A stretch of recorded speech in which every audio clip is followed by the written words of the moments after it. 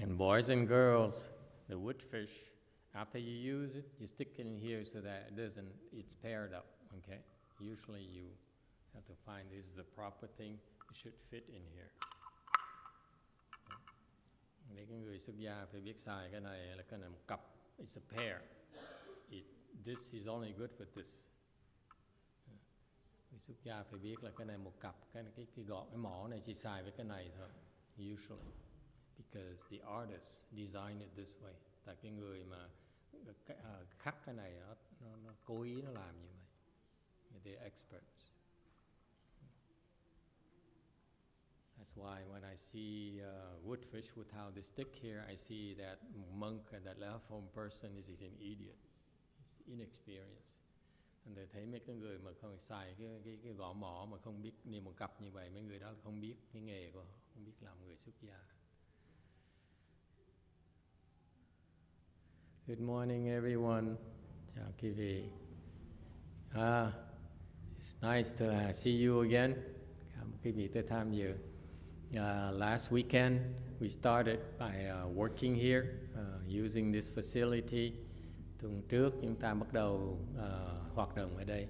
I apologize. This weekend is a little bit better. We cleaned up a lot cleaner last weekend. Last weekend is still dusty. Thì xin lỗi, tuần trước nó hơi bụi một tí. Tại chúng tôi vẫn, believe it or not, it's not until like yesterday we started cleaning because we had still so much remodeling construction going on here. Tới ngày hôm qua chúng tôi mới bắt đầu dọn dẹp được, tại vì vẫn còn chuẩn bị nhiều lắm. And I appreciate, I really am so grateful for the hard work that the whole temple pitched in for the last 2 months. Thì xin thầy có cái lòng tri ân tất cả chùa để giúp đỡ hoạt động cả 2 tháng rồi làm việc cực khổ lắm. We basically work day and night, làm việc ngày làm việc đêm. And finally, we're able to have accommodations for you to come here should you decide to join us for the Buddha recitation and the meditation and the Chan retreats. Bây giờ chúng tôi có một số chỗ để cho quý vị ai muốn tới đây mà tham dự thường trực mấy cái thất á, thì sẽ có chỗ để cho quý vị ở. Okay, so we're very, very happy about that. It's still going on, but vẫn còn sửa nhiều lắm, nhưng đều có chỗ được rồi.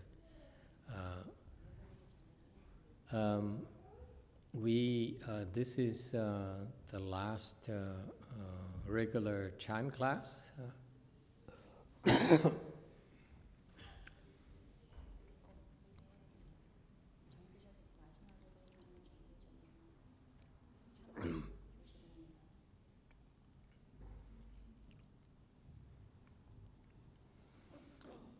Excuse me.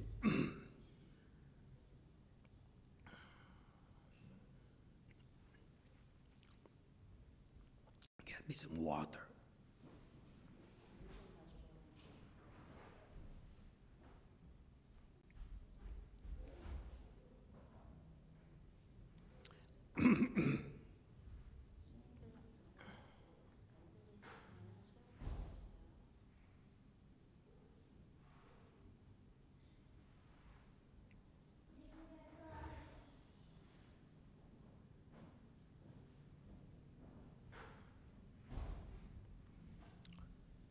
There seem to be a lot of children this weekend.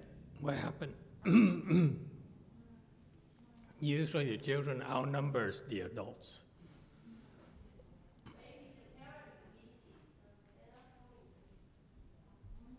No, I just need some. In case you need more.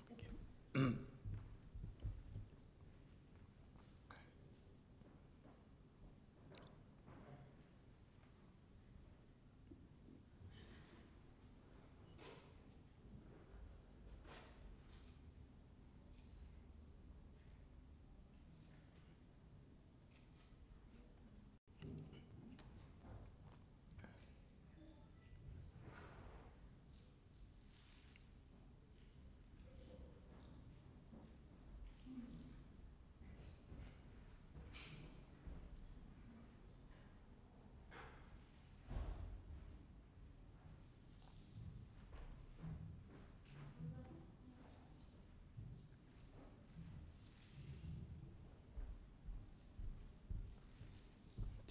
water. I need to lubricate my mouth. That's all. Thank you.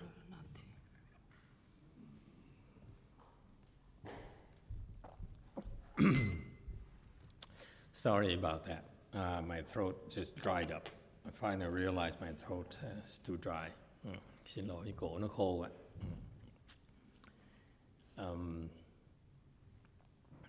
Where were we?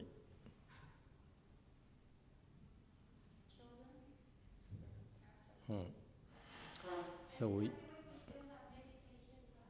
we still have some announcements. Do we need to clarify a few things? So next weekend, we will not have a class here, regular class here, because next weekend we still have, we ending our Buddha recitation week. Tuần sau, ngày hôm nay sẽ không có, buổi sáng này sẽ niệm Phật, không có thiền. We still have beginners class. Where is it here? Okay, but the regular class here will not be available because we'll be busy reciting Buddha's name. We're doing our reciting Buddha's name for the entire week. Tuần sau chúng tôi không, thì lớp thường, lớp sơ cấp thì có, lớp em bé vẫn có, nhưng để lớp thường thì không có. Besides, there aren't many of us here doing a regular class. Mấy lớp thường ngồi thường với thầy, ít người tới ngồi lắm. No one wants to sit with me. Beginner class is still here. Everything is still here, except for Sundays. It's still here. Okay. Tuần sau vẫn tiếp tục, mấy cái lớp sơ cấp vẫn còn hoạt động ở đây như thường. Okay.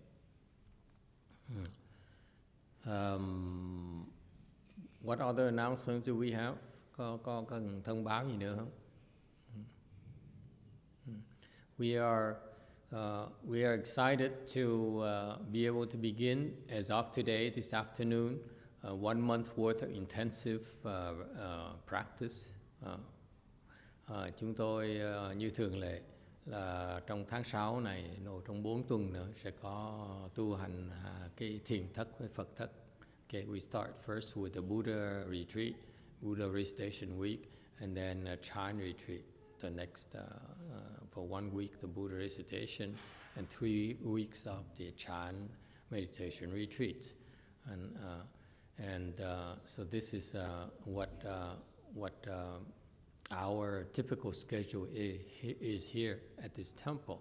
Thường chùa chúng tôi chủ trương như vậy đó.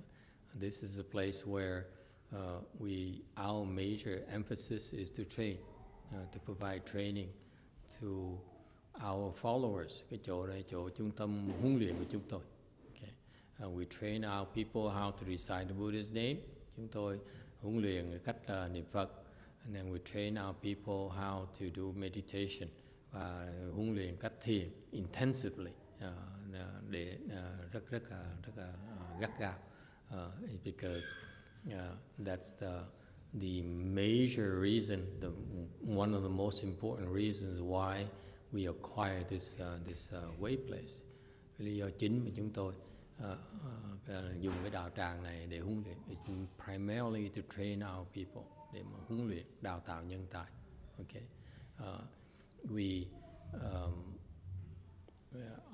I guess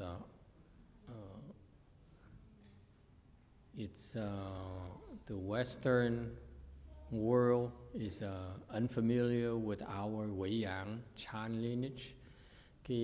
Người Tây phương, xứ Mỹ đời này, người ta không ít hiểu về cái dòng quy ngưỡng chúng ta. Actually, very few people talk about it. For that reason, very few people talk about it. Vì không hiểu, thành người ta ít người nói về cái dòng quy ngưỡng này. And I started elaborating more. Thế bắt đầu giảng thêm cho mọi người biết what we are about. This is what we do. Cái thiền chúng ta là thiền quy ngưỡng. This is a Mahayana a short form of Chan meditation. Đây là cái dòng thiền của Đại thừa mình. Meaning that it retains all the Chinese secret practices. Đây là cái dòng mà nó có tất cả những cái phương pháp đào tạo nhân tài của dòng Khiêm Ngưỡng chúng ta, mà người Tàu, xuất gốc từ người Tàu. WeiYang is a Chinese lineage. Quý Ngưỡng là cái dòng cái gốc xứ Tàu ra. Okay. And but we keep all those training techniques. Chúng tôi giữ tất cả những cái phương pháp huấn luyện đó. But we convey it to you the American style. Chúng tôi dùng cái phương pháp đó nhưng đều giảng thì các vị theo cái tinh thần của người Tây phương. Okay, because the Chinese have their own way of elaborating. That's very, very Chinese. Người Tàu giảng khác bên chúng ta. For example, the Chinese, they use more flowery languages. Ví dụ, người Trung Hoa, tao nói Pháp, tao nói dùng cái danh từ nó rất là hoa hòe. The Asians are like that. They are like they're more oblique. Ta nói ít nói thẳng. Whereas for us Americans, we are a lot more straightforward, a lot more direct. Người cái Tây phương chúng ta thời đại văn minh này chúng ta thẳng hơn nhiều. Okay, and that's why in a way, then it's it's more effective way of teaching, of training. Thẳng như vậy, thiệt ra cái văn hóa người Tây phương, người Mỹ này nó thích hợp cho cái phương pháp quy ngưỡng hơn nhiều. The Asians is too oblique in my personal opinion. Đối với thầy, người Á Châu, tao nói hơi xiên xẹo thế, còn người Mỹ nó thẳng. We are very direct. Sometimes brutal, as some of you may have found out. Nhiều khi nó thẳng quá, thành ra phật lòng quý vị. But that's part of being direct. Làm cái trực chỉ như vậy. Okay. Part of the Chan tradition is trừ xin, trừ rẫn xin, trực chỉ, trừ rẫn xin, trực chỉ nhân tâm. Okay. So you point directly. So even the Chinese, until the master, you have a real close relationship with the master. Văn hóa người Tàu, cho tới khi mà quý vị có một sự liên hệ rất mật thiết với người thầy ấy, then they begin to be more direct with you. Họ bắt đầu nó thẳng quý vị. Okay. Whereas when you are first comers, they're more oblique. Người mới tới người ta nói nó xa nó gần nhiều hơn. Còn that's how, but when my master trained me, lúc mà ngài Tiên Hóa ngài dạy thầy, okay, he's always very brutal with me. Ngài dạy thầy, ngài dạy rất là thẳng. Okay, maybe he adapts to my very straightforward style. I don't know how to be oblique. I'm too Western. I maybe look Asian, but I'm raised and educated in a Western culture more. Educational system more than the Asian system. Lúc ngài Tiến Hóa dạy thầy rất là thẳng, okay, rất là cốc lục. Chắc tại ngài nhận ra thầy là cái bản tính thầy là theo cái tinh thần Tây phương nhiều hơn tinh thần Á Châu mình. Okay. Còn dù mình là người Á Châu thì thầy học theo cái giáo dục người Tây phương nhiều hơn là giáo dục người Á Châu. Thiệt ra không biết giáo dục người Á Châu thì học theo người Pháp hay người Mỹ. So I was trained. I followed a French educational system in high school, and then came here for college and worked here and spent my entire adult life here. Thành đây theo học trường Tây, xong qua đây học đại học xứ Mỹ, xong ở cả đời học xứ Mỹ. So I'm more westernized than Asian. I'm more Western-minded person than Asian. Thầy người Tây phương nhiều hơn là người Á Châu. Okay, so anyway, so trừ rẫn xin, directly pointing at, trực chỉ là chỉ thẳng vào. So you're not supposed to go oblique, but then the Asian, you too direct with them, they get offended. Cái văn hóa người Á Châu khi bị thẳng quá, người ta khó chịu, người ta phật lòng. Còn người Mỹ, whereas for us Westerners, we prefer to be direct. Yes or no, Mary Jo? Yes. Người Tây phương mình Á Châu mình. So actually, in a way, our American style, the WeiYang, is actually more effective, a little bit more effective for training purposes. Thành nếu theo cái tinh thần đó thì cái phương pháp trực chỉ nhân tâm của mình nó thích hợp với cái đời này hơn, thích hợp với cái dòng khuyên ngưỡng ở xứ Mỹ này hơn.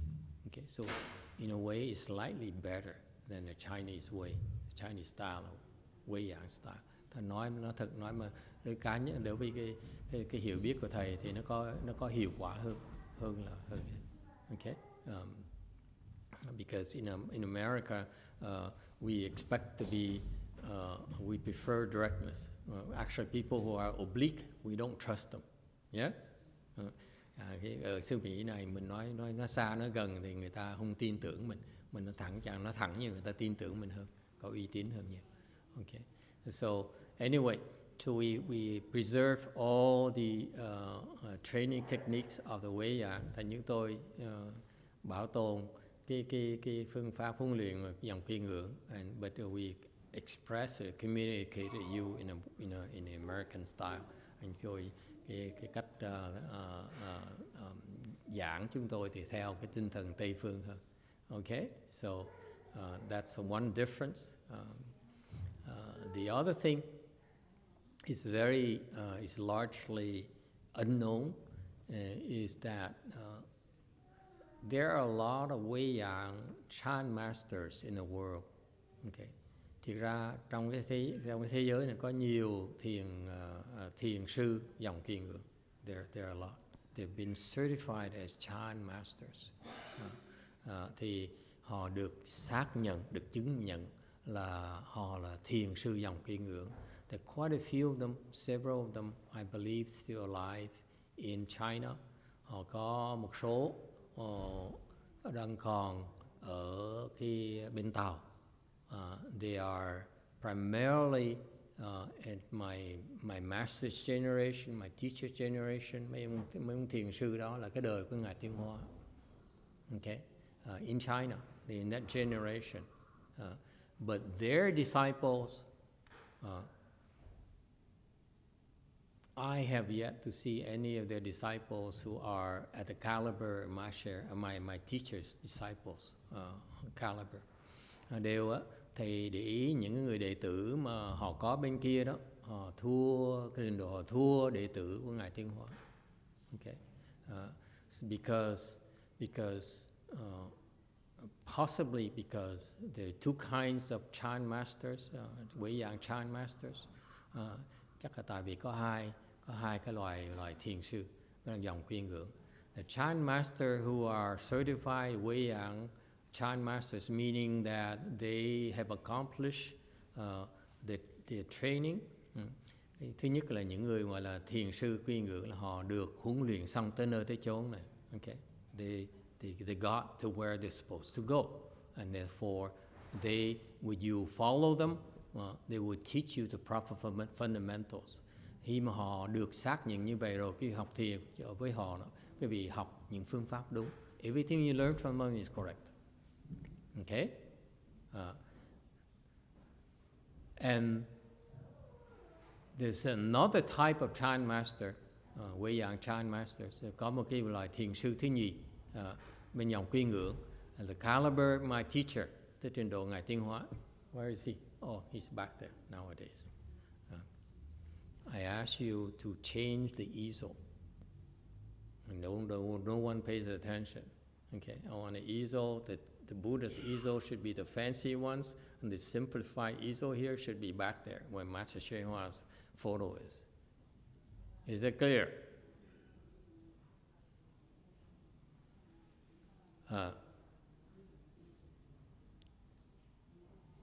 So my teacher, Master YongHua, is a very rare WeiYang chant master, one of the rarefied chant master. Ngài Tiên Hóa là một cái người thiền sư, tổ sư dòng kiên ngưỡng rất là đặc biệt. Okay, he's actually much higher level than the previous chant master who certified him. Thì ra ngài trình độ ngài cao hơn cái trình độ ngài Hư Vân. Master Xu Yun, his predecessor, is much lower level than Master YongHua.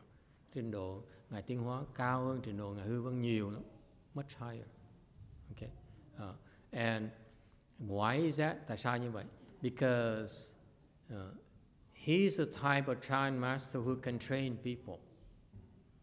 Whereas the other Chan masters, the other Chan, WeiYang Chan masters, know how to get there, but they don't quite know how to train people yet. Còn ngược lại, những cái người thiền sư mà dòng quy ngưỡng khác á, is there translation to Korean at all today, or you just... Oh, you're talking. Oh, sorry, I couldn't see anything. Oh, I see. Okay. So high tech nowadays. Before it's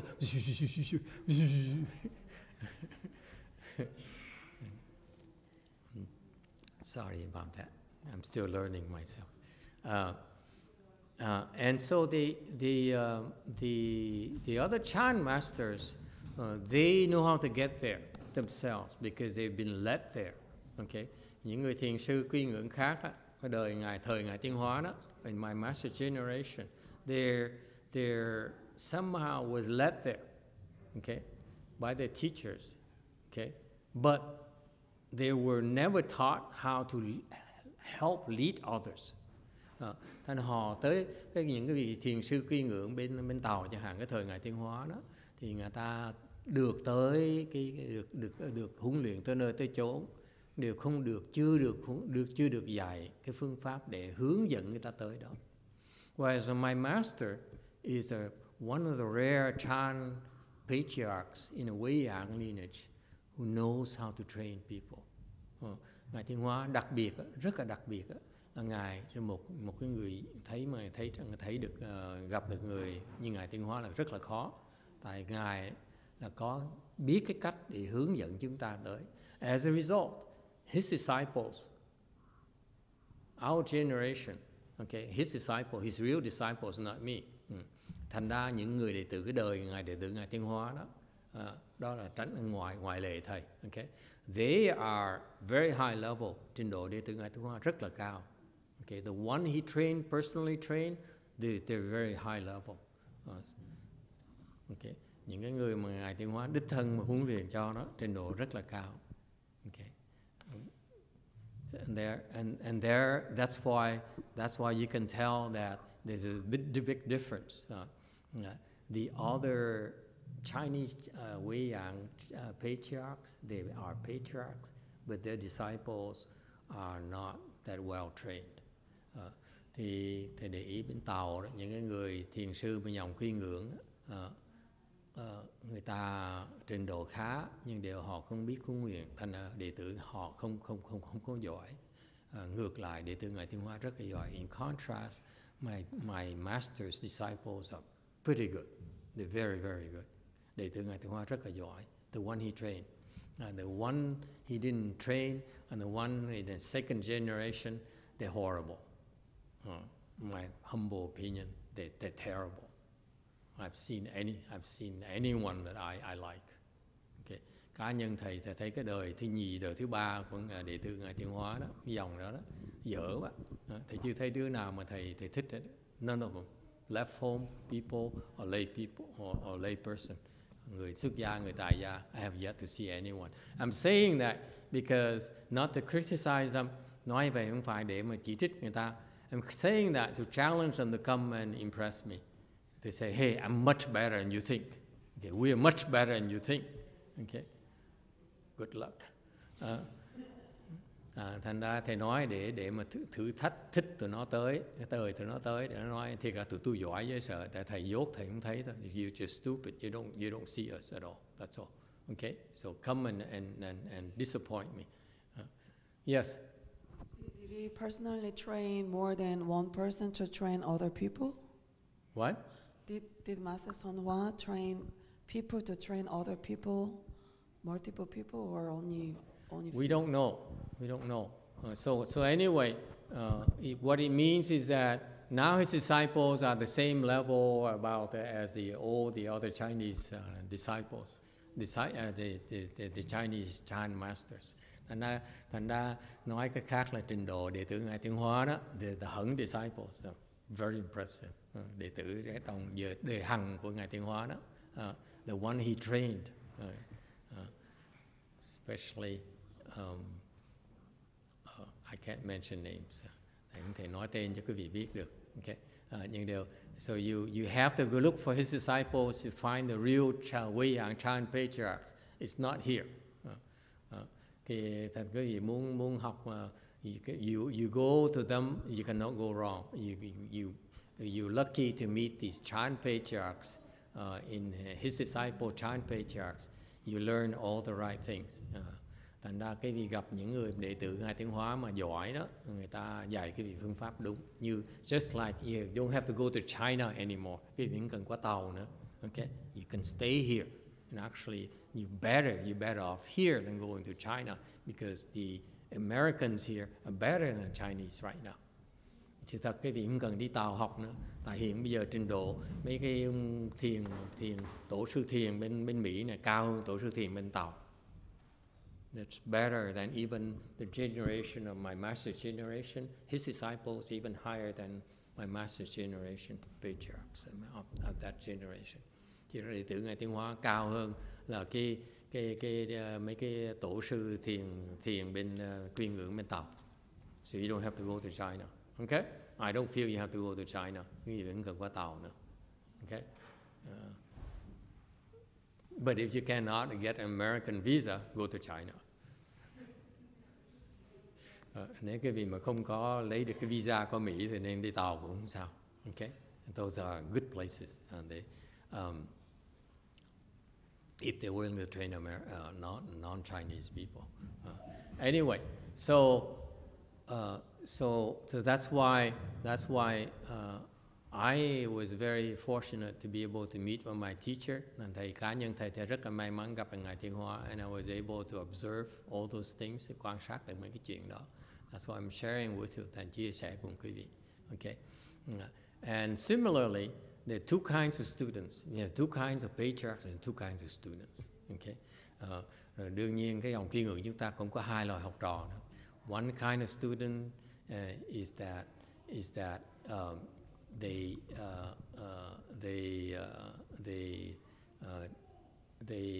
need a lot of guidance. Học trò cần rất nhiều cái sự giúp đỡ. Okay, the WeiYang lineage is able. The Chan training we have is designed to handle everyone from low level to all the way to enlightenment. Cái phương pháp Kiên Ngưỡng mình có nghĩa là chúng tôi có thể có cái cách huấn luyện, đào tạo cho người từ trình độ thấp cho tới trình độ cao. Meaning that we are supposed to bring you from low level to high level. Okay, that's what the training is about. Thành ra Kiên Ngưỡng có nghĩa là chúng tôi phải có cái phương pháp để giúp đỡ cái vị tiến bộ từ trình độ thấp cho tới trình độ cao. Okay, and my master's training technique has the proof of that. Thầy thấy Ngài Tiến Hóa, cách dạy Ngài Tiến Hóa đó đã có kết quả như vậy. He produced such results already. Ngài đã từng tạo kết quả. Whereas I went to Hong Kong, I saw the Chinese people over there. I look at their disciples. They don't have the same kind of level that my master's disciples have. Ngược lại, ngày qua thầy thấy cái Ngài Tiến Hóa, Ngài thấy qua Hồng Kông, qua bên thấy những người bên Tàu đó, thì họ mặc dù Kiên Ngưỡng, nhiều học trò họ cũng có trình độ học trò Ngài Tiến Hóa, với mà chân bằng cứng, bằng chớ mới rõ ràng đó, là cái bằng cớ là Ngài Tiến Hóa có cách huấn luyện mà bên kia họ không có. Okay, so the training techniques are here in the U.S. Okay, so that's why so we are able to handle.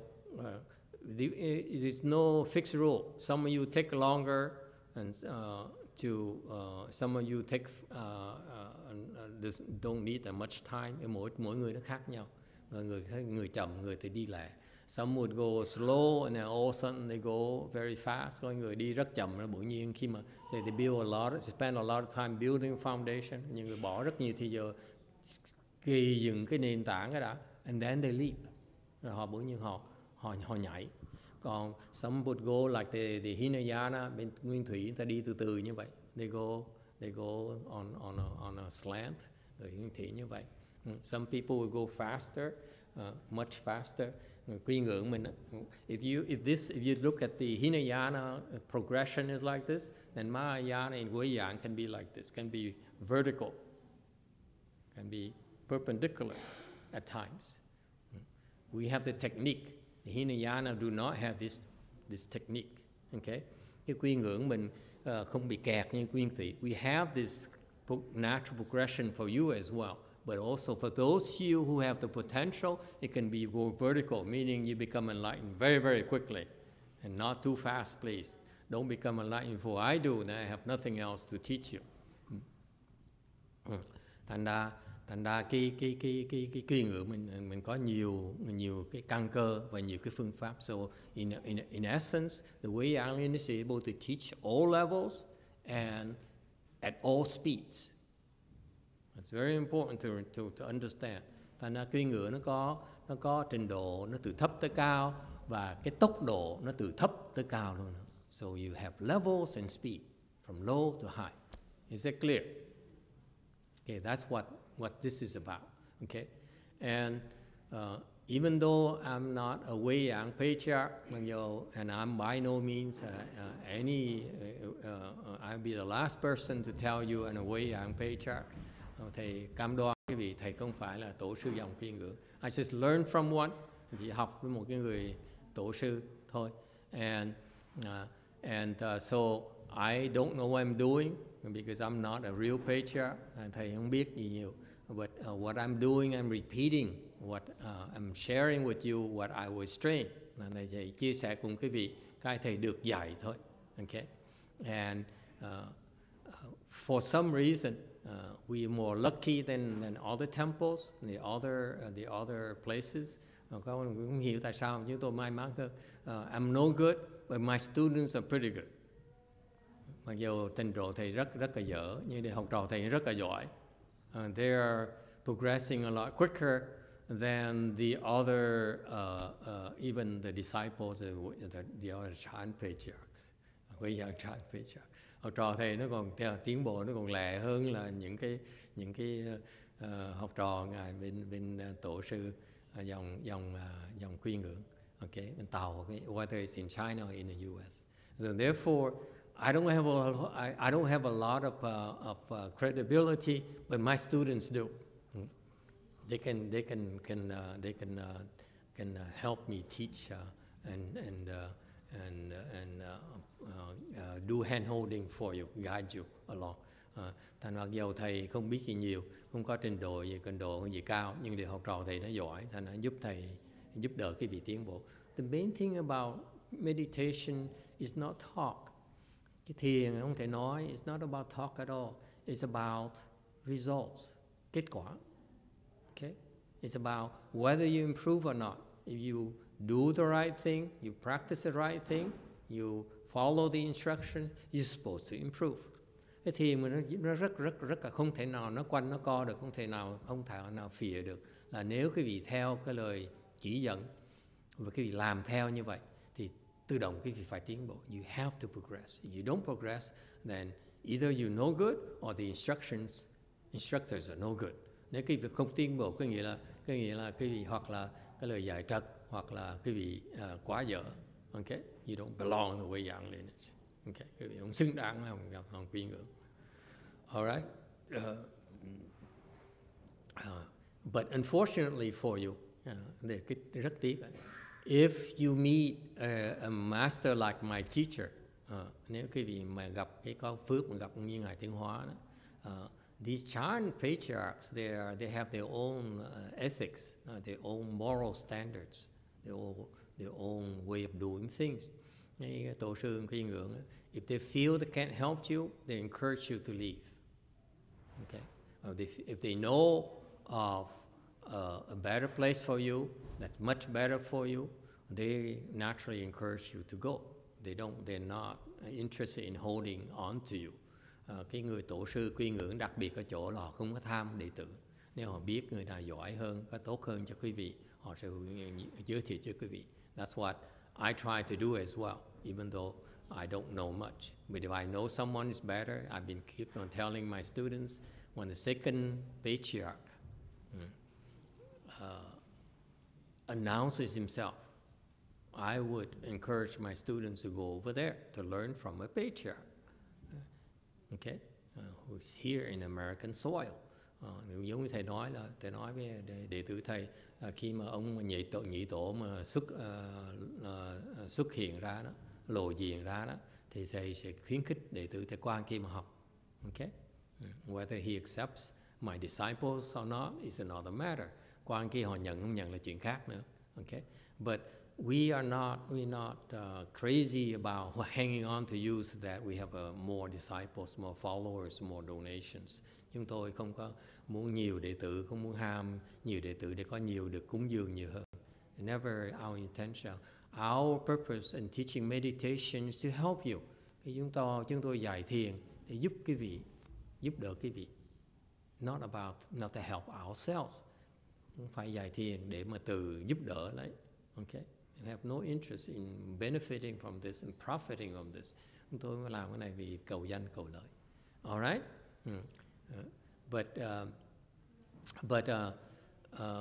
I hope that my disciples will continue, our luck continues, our run of luck continues. More and more competent disciples, students will come, and so you do learn a lot from each other as well. Thành ra nếu quý vị tới cái môi trường mà nếu mà tiếp tục có những người tốt, giỏi tới học như vậy thì quý vị học hỏi với nhau rất là nhiều. Okay? Because you learn, I find that you learn more from your peers and your teachers. Thực ra mình học hỏi với người đồng tu mình nhiều hơn. Because you spend more time with them. Tại quý vị bỏ nhiều thời giờ với họ hơn. And they provide a rich fabric of approaches. Okay. Thành họ càng nhiều người như vậy để cho quý vị có những cái phương pháp khác nhau để thấy họ tới được như vậy. Okay. All right. What else do I want to say? Có gì khác muốn nói nữa không? Any other questions? Does anyone have any questions? I ramble on, so if you have something that bothers you, feel free to ask anytime. Thầy chỉ nói vậy thôi, chứ hết thì giờ thôi, chứ còn không có gì quan trọng hết. Cái gì quan trọng thì quý vị hỏi thì thầy mới trả lời. Okay. We also, in terms of training, is there, you feel any difference between training adults versus training children? Cái vị nghĩ là về huấn luyện dạy thiền á, dạy thiền người lớn, dạy thiền người nít khác nhau gì không? Any difference you think?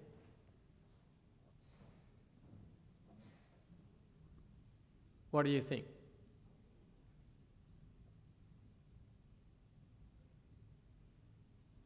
Answer is no. There's no difference whatsoever. Sự thật á, là không có khác biệt gì hết. You know,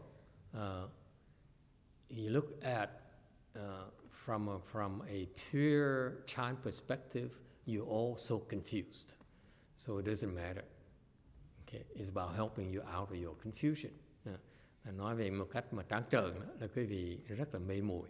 Thành ra phải giúp quý vị vượt qua cái mê muội của mình. Okay, it's about you. The children are no different from you. We tell them what to do, they don't listen, right? Okay. Con nít mình dạy nó đâu có nghe lời đâu. I notice the adults don't listen either, especially the one who have PhDs and who are well educated, who are wealthy, who are older. Hoặc người lớn cũng vậy, nói không nghe đâu. Thì để ý người có bằng tiến sĩ, thạc sĩ, hoặc cái người làm nhiều tiền, hoặc người thành công, hoặc cái người mà lớn tuổi, nói họ không nghe. They don't listen. They look at you, they look at me and say, "You're too young. You too, you know, what do you know about life to tell me to tell me what to do?" But chant meditation about telling you what to do with your life.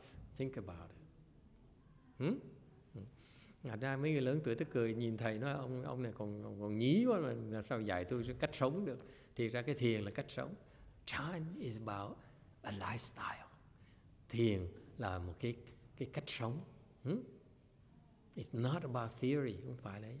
You know how to live a better life. How to be a better person. Làm sao mình sống một cuộc sống ý nghĩa hơn, cuộc sống mình trở thành con người hay hơn. Okay, and that's what we do with our children as well. Dạy con nít nó cũng phải như vậy. It's no different. Okay? And we need to find ways to teach the children in a way that will make an impression on them. Mình dạy con nít cũng vậy. Mình dạy tìm cách dạy để cho nó nghe lời mình. Okay? So how do you make an impression on the children? Làm sao mà dạy con nít mà nó có hiệu quả bây giờ? How? As I said, same thing that we teach adults. Như thầy nói, how do you teach adults? Okay? By not teaching. Because if we force it down your throat, you will not like it. You will rebel and say, I know what I'm doing. Okay? Don't tell me what to do. Let me pick and choose. Yes? Thì thầy nói người lớn cũng vậy, dạy người lớn khác như con nít. Người lớn mà dạy cái vị đâu có muốn nghe đâu. Cái vị nói là tôi biết rồi. Để tôi chọn, tôi thích thì tôi làm thôi. Same thing with children. Okay? You don't teach them. We don't teach you. We present information to you and you can choose for yourself. And quý vị, chúng tôi chỉ it's slightly different in that you adults are aware of your needs. The children are only aware of their desires. Okay? They don't have needs yet. They only have desires. Còn người lớn thì quý vị có cái nhu cầu. The adults have the need because your body is sick. Người lớn có cái nhu cầu, cái cơ thể quý vị bệnh. Or you have problem with your family, in your family. Quý vị có vấn đề trong gia đình. You have problems in your job, vấn đề ở công việc sở, công ăn việc làm. So that's so-called needs. Đó là những cái nhu cầu. And child meditation will help you meet those needs, address those needs. Cái thiền nó sẽ giúp quý vị giải quyết những cái nhu cầu đó. Very well. Hiệu quả hơn nhiều. Okay? The children do not have a sense of need. Most children don't have a sense of needs. Con nít nó không có các cái nhu cầu. They only like to have fun. They're after desires. Con nít nó thích cái theo cái dục vọng đó. Okay? So that is a slow form of needs. Cái đó là cũng cái ý thích của nó cũng là một cái loại nhu cầu luôn nữa. They need to be liked. Yes? Con nít nó thích được người ta thích. Okay? And that's why really not much difference in terms of teaching meditation or teaching adults versus teaching children. Thì thành ra dạy người lớn, dạy người nít thì không khác nhau nhiều đâu. The language is different. Children, you have to be more patient. Dạy con nít phải kiên nhẫn hơn một tí. Okay? You have to learn their desire language. Mình học cái ngữ vựng mà cái tham muốn của con nít. When you talk to them about their desires, they listen. Okay? And when you talk to adults, you talk about logic, talk about reasons, and then they listen more. Người lớn thì nói về cái lý trí thì người ta nghe hơn. But it's still similar approaches. Yes? So one of the first thing I like to stress when you teach children, and we need is that don't try to teach them. Okay? And muốn nhấn mạnh, just like we don't try to teach you. Okay? Nhưng chúng tôi khuyến khích quý vị không nên dạy con nít, đừng có đòi dạy nó. Okay? One of the first thing you need to impart on our children is respectfulness. Một cái bài học rất quan trọng của cuộc đời. This is one of very important foundations, okay, of human values is respectfulness. Okay? Một cái bài học rất quan trọng, mình phải kính trọng người khác. You have to respect others. Phải tôn trọng người khác. All right? That's what we adults have to become better at that. We have to teach our children to be more respectful as well. Ever more and more respectful. Người lớn cũng vậy, con nít cũng vậy. Càng ngày mình phải càng biết kính trọng người khác. Okay? And how do you teach that to children? by respecting them. That's all. Truly respecting them for who they are. Not try to mold them to the way you want them. Okay? Thành ra mình dạy con nít cũng vậy. Mình dạy nó bằng cách mình dạy cái tôn trọng người khác, bằng cách mình tôn trọng nó. Đừng có đòi nó theo ý mình. Okay? You have to respect their wishes, respect their desires, respect their desire to make mistakes, respect the desire to be stupid just like you. Dạy người lớn cũng vậy. Đúng rồi, phải tôn trọng cái nguyện vọng, cái việc muốn tiếp tục làm chuyện điên rồ, làm chuyện ngu si, nhưng tôi chịu thôi. We have to respect that. You have to be patient with that, biết kiên nhẫn with that. All right? Okay? And that is the most effective way to teach respectfulness. Là cách mà phương pháp hiệu quả nhất mà dạy nó, cái tôn trọng người ta. By respecting them. Like I respect you. Thành nó dạy nó cái kính trọng như vậy. Okay? And wait for them to ask you. Don't say you should do that because I believe that's good for you. No, ask them. Wait for them to ask you, what should I do? Then you can teach. Okay? Cái chuyện, does it make sense? Okay? You all tend to be too eager. Say, oh, Master YongHua said you need to be respectful. You need to be more patient. Oh, why aren't you patient? Why aren't you respectful? No, it's not like that. You wait until they ask. Nhớ lúc dạy đó, đời người ta hỏi, mình mới dạy. Do not open your mouth and give advice before you ask. Đừng có dạy nó trước khi mà người ta hỏi. That's what we are. By the way, as monks, okay, we have certain rules where we don't explain things to you unless we asked properly. Okay, như cái nghề chúng tôi cũng vậy, làm người sư đó, quý vị phải hỏi đúng chúng tôi mới trả lời được. You ask the wrong questions, we cannot say anything. You don't ask, we don't say. Okay? Don't ask, don't tell. Thành ra phải hỏi mới trả lời. Mà hỏi trật là không trả lời. You ask the wrong questions, tough luck. Okay? Any questions? So that's very important. Please remember that. Especially you parents and you teachers. Okay? Don't try so hard. Just let them be. Let your children be. That's how you teach them, show them how to be respectful, because by respecting them, okay, all their mistakes, all their stupidity, you still respect them. Okay, let them make mistakes, and then when they ask for help, then you help, and then that's when you teach. Okay, con dạy con nít vậy, mình phải để nó làm lỗi, thì lúc đó mình mới đợi nó làm lỗi rồi mình mới sửa được. Same thing with teach adults, no different. We teach you, but you don't listen, and then you make mistakes, and you come back, oh, Master, I screwed up. Oh, so now you want to learn the right things? I teach you the right things. Okay? Same things, no different. All right? That's it for today. Thank you for coming. Let's go have lunch. Mời quý vị đi dùng trước.